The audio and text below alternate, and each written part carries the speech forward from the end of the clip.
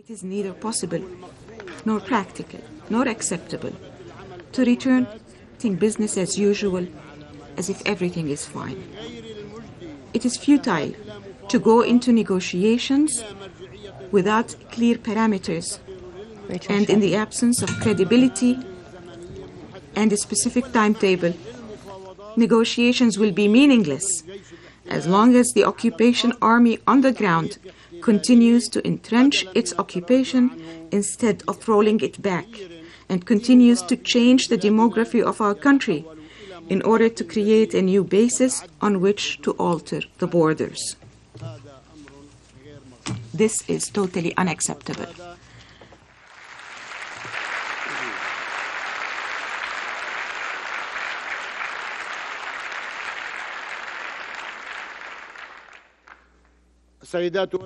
Ladies and gentlemen, this is a moment of truth. Our people are waiting to hear the answer of the world. Will it allow Israel to continue the last occupation in the world? We are the last people to remain under occupation. Will the world allow Israel to occupy us forever? And will it allow Israel to remain a state above the law and accountability? Will it allow Israel to continue rejecting the resolutions of the Security Council and the General Assembly of the United Nations and the International Court of Justice and the positions of the overwhelming majority of countries in the world? Is this acceptable? Mr. President, the heart of the crisis in our area is very, very simple and obvious. Either there is those who believe that we are an unnecessary people, unwanted people in the Middle East, or those who believe that, in fact, there is a missing state that needs to be established immediately.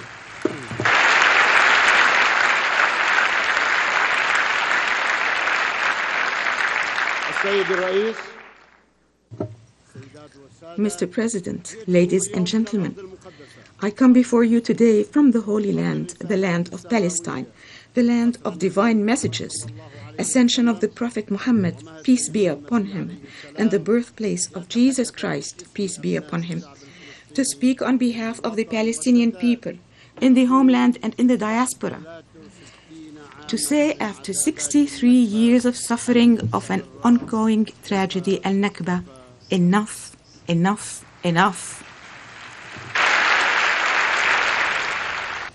That was Mahmoud Abbas speaking there at the UN General Assembly just a few minutes ago.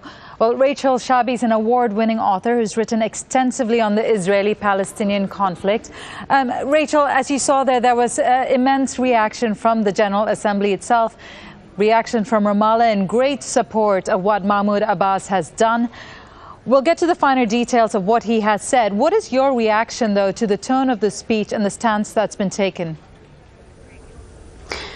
Well, this is a man who has proved to everybody exactly why he constantly refused to back down to the extraordinary pressure that the Palestinians have been under recently to back down from this bid.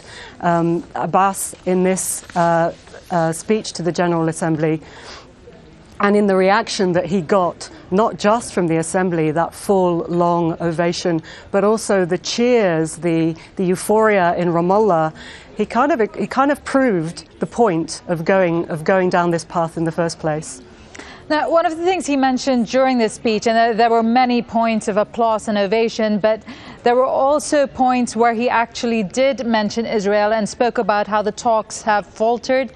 He said Palestinians are still open to negotiations, but there are plenty of things standing in the way, especially settlements. Do you think the path to negotiations are still open, given that he has defied both Israel and the U.S. in going up and speaking in front of the General Assembly?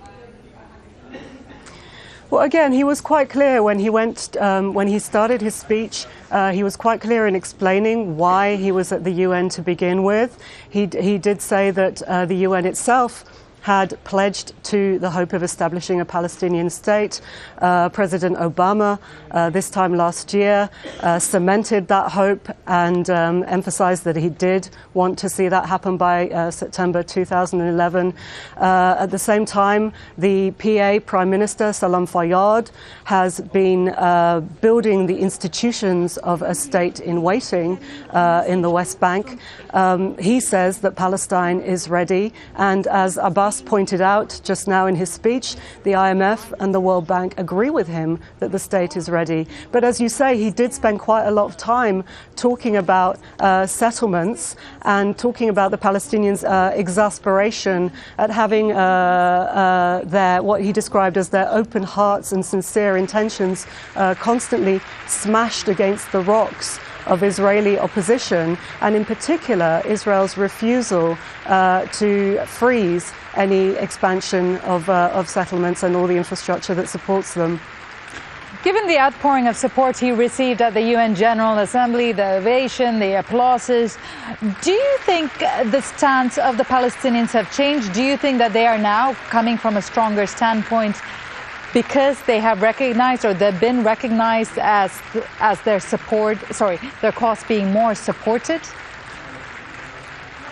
I think to a great extent it was worth it just to see that standing ovation that Mahmoud Abbas got there at the General Assembly. But I also think what's really important here is that Abbas has succeeded in breaking the deadlock and breaking the US monopoly on 2 decades of peace talks that have gone nowhere. In effect, what Abbas is saying here about that the US leading those talks is he's saying, you know what, you're really rubbish at it. Those talks have failed. You've constantly been biased. You've constantly backed down, and you've constantly disappointed us by raising our expectations and then crashing them again. And in taking this bid to the UN, Abbas has really broken that deadlock and given the Palestinians some momentum back. Rachel Shabi, award-winning author, expert on Israeli-Palestinian conflict. Thank you so much for taking the time for us to speak to us, and thanks for your views.